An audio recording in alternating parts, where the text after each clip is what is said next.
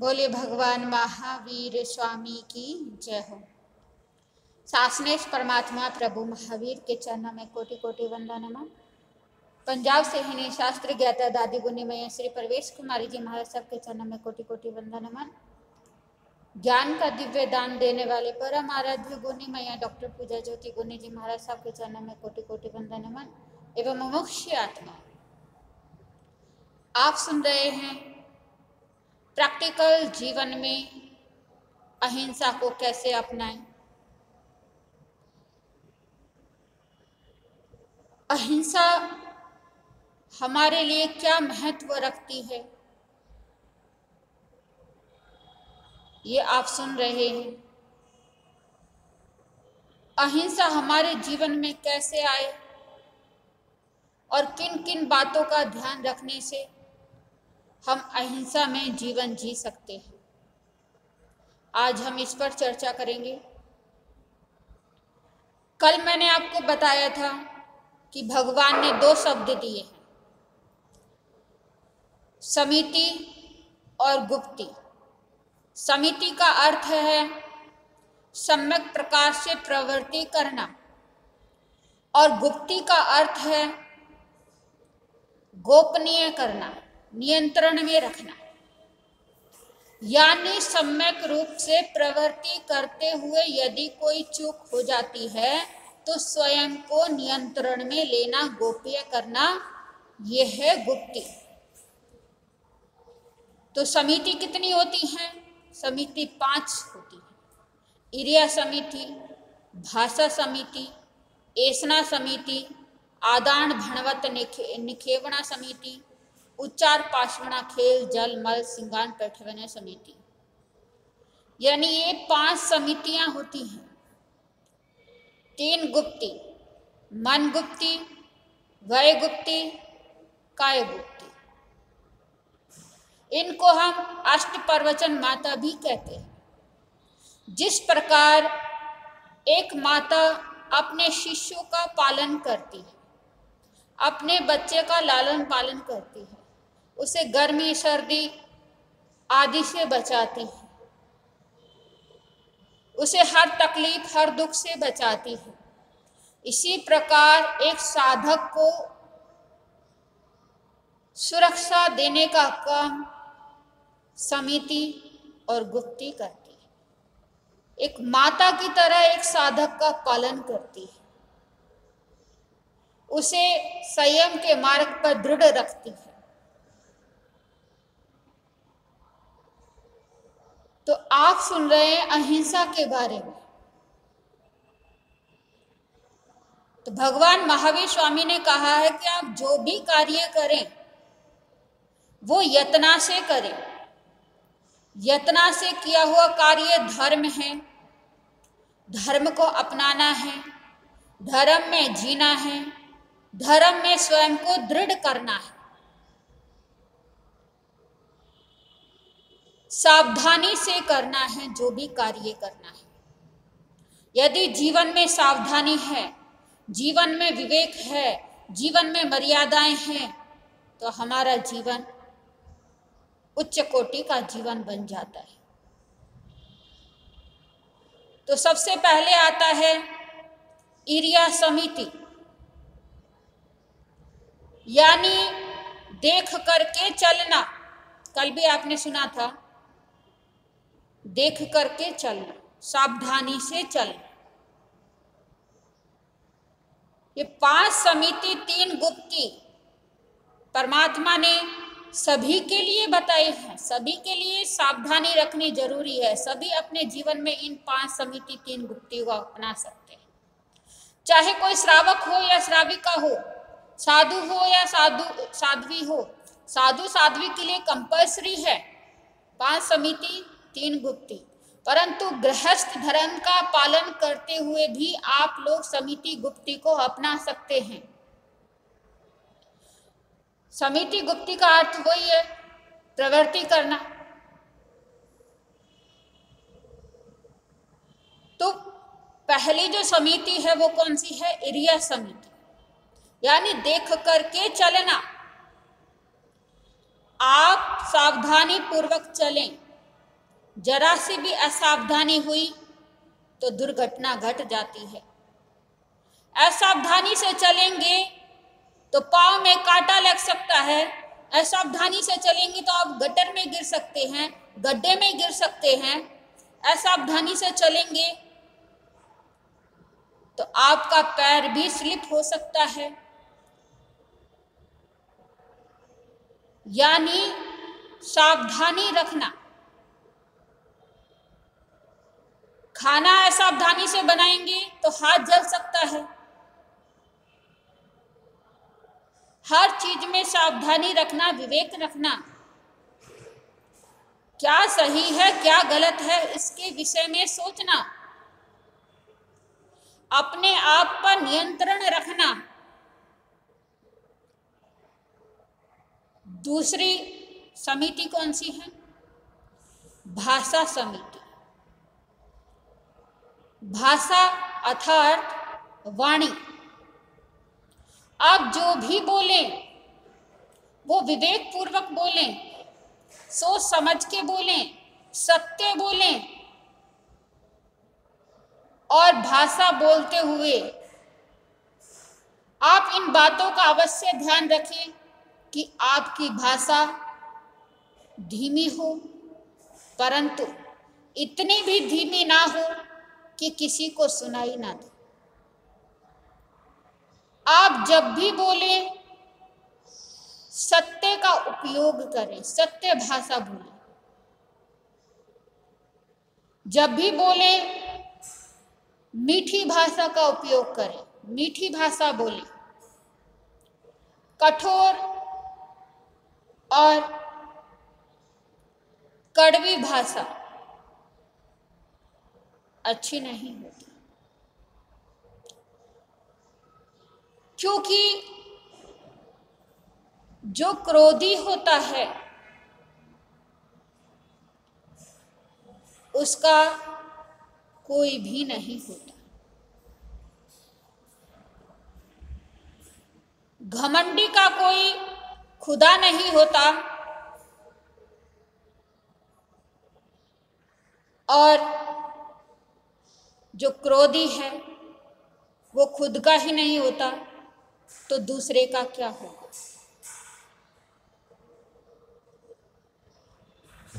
और जो मायाचारी है उसका कोई पड़ोसी नहीं।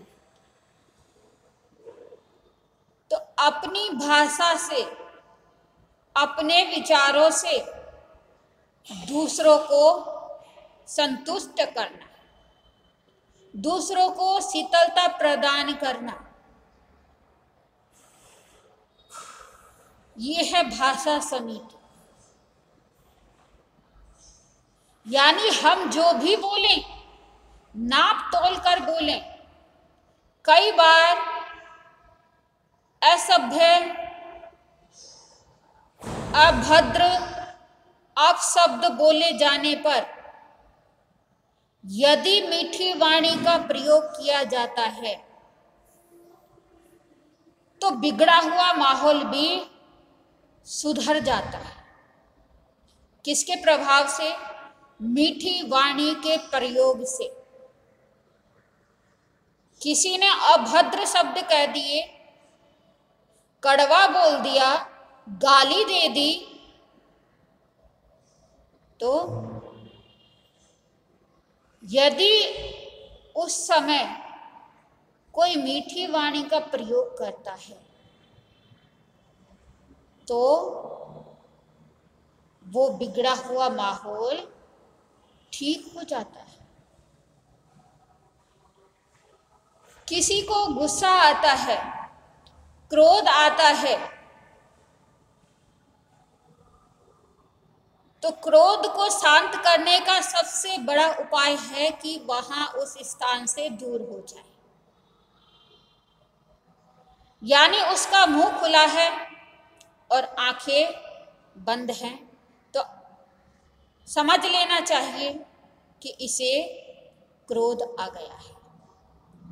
क्योंकि क्रोध जिसको आता है उसका मुंह तो खुल जाता है परंतु उसकी आंखें बंद हो जाती है। आंखें बंद होने का ये मतलब नहीं है कि द्रव्य आंखें बंद हो जाती है, यानी उसके विवेक की आंखें बंद हो जाती है। तो उस समय यदि किसी को क्रोध आया घर में, परिवार में, तो उस समय उस स्थान से दूर हो जाना चाहिए। 5-10 मिनट में उसका क्रोध अपने आप ही शांत हो जाएगा, अपने आप ही वो ठंडा पड़ जाएगा। अन्यथा मुंह खुला है सारा का सारा आपके ऊपर आ जाएगा और माहौल बिगड़ जाएगा। माहौल को सुधरे इसके लिए आप स्वयं ही उस स्थान से हट जाइए। क्रोध को शांत करने का उपाय है। इसके बाद क्या आता है? इसके बाद आता है आदान भनवत, इरिया समिति, भाषा समिति, ऐषणा समिति।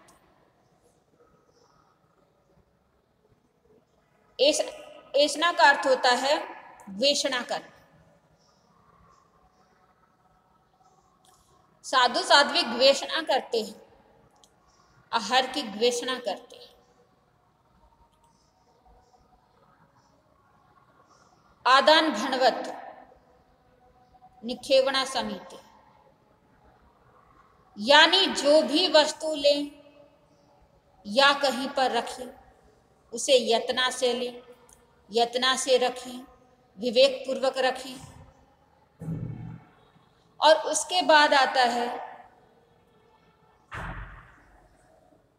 खाने का। आप खाएं, दिन भर खाएं, परंतु खाते हुए कुछ बातों का ध्यान अवश्य रखें। पहला, बुहाई का। दूसरा, पकाना। तीसरा, खाना। चौथा, चबाना। और पांचवा, पचाना। बुहाई अर्थात जब कोई भी फसल लगाई जाती है, साग सब्जी धान्य लगाया जाता है, तो उसमें पृथ्वी काया के जीवों की हिंसा होती है। त्रस्त जीवों की भी हिंसा होती है। और आजकल आप जानते ही हैं साग सब्जियां कैसी आती हैं, इंजेक्शन से बड़ी की हुई, कीटनाशक दवाइयां छिड़की हुई ऐसी सब्जियां प्राप्त होती हैं। उसमें भी क्या होता है? हिंसा का दोष लगता है। तो आप जब भी कोई भी साग सब्जी सुधारें तो उसे ध्यान पूर्वक देखें, कहीं कोई जीव तो नहीं है, किसी जीव की हिंसा तो नहीं कर रहे हैं। दूसरे नंबर पे आता है पकाना। पकाते हुए भी आप विशेष ध्यान रखें। जब आप पकाने के लिए तैयार हो कोई भी सामग्री, तो सबसे पहले आप चूल्हे को देखें कि चूल्हे के अंदर कोई छोटे छोटे जीव तो नहीं है, कोई चींटियां, कोई मकोड़े, कोई कॉकरोच, ये तो नहीं बैठे हुए। और यदि आपने असावधानी की तो उन जीवों की क्या हो जाएगी? हिंसा हो जाएगी।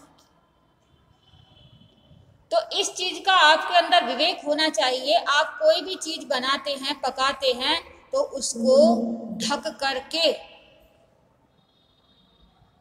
पकाएं, बनाएं। क्योंकि आप कोई भी चीज पकाते, अर्थात एग्जाम्पल के लिए ले लीजिए, आप पानी उबाल रहे हैं और पानी को आपने उबालते हुए ढका नहीं है, तो उसकी जो भाप निकलेंगी और वातावरण में जो सूक्ष्म जीव है, उस भाप से उन जीवों की हिंसा होगी। तो आपको ये विवेक रखना चाहिए कि आप उस जो भी पदार्थ बनाएं, पकाएं, उसे ढक करके पकाएं ताकि जीवों की हिंसा ना हो। फिर आता है खाना, यानी आप जब भी खाएं विवेकपूर्वक खाएं और परमात्मा को धन्यवाद करें कि परमात्मा आपकी अनंत कृपा से आज मुझे इतना अच्छा भोजन मिला है। आप इतनी प्रार्थना अवश्य स्वीकार करें कि ऐसा भोजन सभी को मिले, कोई भी भूखा ना सो। ऐसी प्रार्थना आप अवश्य करें। और खाना आप बार बार खाएंगे तो स्वास्थ्य बिगड़ेगा। स्वास्थ्य को ध्यान में रखते हुए खाना खाएं, यानी कम से कम 2, 3, 4, 5 घंटे तक, एक बार आपने खा लिया 4-5 घंटे तक आप कुछ ना खाएं सिवाय पानी के या जूस के। तो उससे क्या होगा, आपका हाजमा भी ठीक रहेगा, यानी आपकी पाचन तंत्र जो है वो ठीक से काम करेगी। और जिनको बार बार खाने की आदत होती है उनका पाचन तंत्र क्या हो जाता है, खराब हो जाता है। तीसरा है चबा चबा कर खाना। ऐसा नहीं है कि आप खाना खाने बैठे और फटाफट मुंह में डाल लिया और नीचे उतार लिया। ऐसा करने से आपकी आंतें खराब हो सकती हैं, आपका पेट खराब हो सकता है। तो खाना खाना है, मुंह में खाना डाला और उसको होठों को बंद किया और अच्छे से चबा करके खाना, जिससे चबाया हुआ खाना हमारा पाचन तंत्र अच्छे से उसे पचा सके। तो ये छोटी छोटी बातें हैं जो हमें अहिंसा से जोड़ती है। अहिंसा को जीवन में अपनाने का ये सूत्र है, समिति और गुप्ति। और फिर है मलमूत्र। जो आप मलमूत्र का विसर्जन करते हैं तो भी आप अच्छे से देखें कि यहाँ पर कोई चींटी, मकोड़ा या कॉकरोच वगैरह या किसी का बिल बना हुआ तो नहीं है। जैसे रास्ते में चलते हैं, आप लोग ड्राइविंग करते हैं या कहीं बाहर जाते हैं, बाहर गांव जाते हैं, गाड़ी में बैठ करके जाते हैं, तो रास्ते में जाते हुए लघु शंका गुरु शंका की आशंका होती है और आप उसका विसर्जन करने के लिए जाते हैं। तो इस बात का अवश्य ध्यान रखें कि यहाँ पर कोई जीव जंतु तो नहीं है, किसी जीव जंतु का बिल तो नहीं है। इस बात का आप विशेष ध्यान रखें। तो ये छोटे छोटे सूत्र हैं जो हमें अहिंसा से जोड़ते हैं। अहिंसा हमारे जीवन की मूल है, मूल पड़ाव है, और हम अहिंसा में जीवन जिए। भगवान महावीर स्वामी ने जो हमें सिद्धांत दिए हैं उनको फॉलो करें, उनको अपनाएं और अपने जीवन में अहिंसा को महत्वपूर्ण स्थान दें। तो छोटी छोटी सावधानियों से आप अहिंसा धर्म का पालन कर सकते हैं। तो आज का हमारा ये, आप 3 दिन से लगातार सुन रहे हैं, आज चौथा दिन आपने सुना, तो हमारा ये अहिंसा का जो टॉपिक है वो पूरा हुआ है। आपके जीवन में अहिंसा सर्वोपरि स्थान प्राप्त करें, आप अहिंसामय बने, आप छोटी छोटी बातों का विवेक रखें, छोटे छोटे आचार विचारों का ध्यान रखें, अपनी वाणी पर नियंत्रण रखें, जो भी कार्य करें वो देख करके करें, सावधानी से करें, विवेक पूर्वक करें। तो आपके जीवन में अहिंसा सर्वोपरि स्थान पाएगी। तो इन्हीं शब्दों के साथ बोलिए भगवान महावीर स्वामी की जय हो। नमो अरिहंताणम, नमो सिद्धाणम, नमो आयरणम, नमो वजन, नमो ले सब सावणम, एसो पंचनम कारो सब पापनाशनम, मंगलम च सबे सिंह परमम हवै मंगलम। श्री गुनी जी की आज्ञा से चतारी मंगलम अरिहंता मंगलम सिद्धा मंगलम साहू मंगलम केवली प्रणत धम्मा मंगलम चतारी लोकतमा अरिहंता लोकतमा सिद्धा लोकतमा साहू लोकतमा केवली प्रणत धम्म लोकतमा चतारी शरणम पवजामि अरिहंता शरणम पवजामि सिद्धा शरणम पवजामि साहू शरणम पवजामि केवली प्रणत धम्मम शरणम पवजामि। ये चार शरण दुख हरण जगत में और न शरणा कोई होगा। जो भव्य प्राणी करे आराधन उसका जरे अमर पद होगा। उसका सदा ही मंगल होगा। बोलिए भगवान महावीर स्वामी की।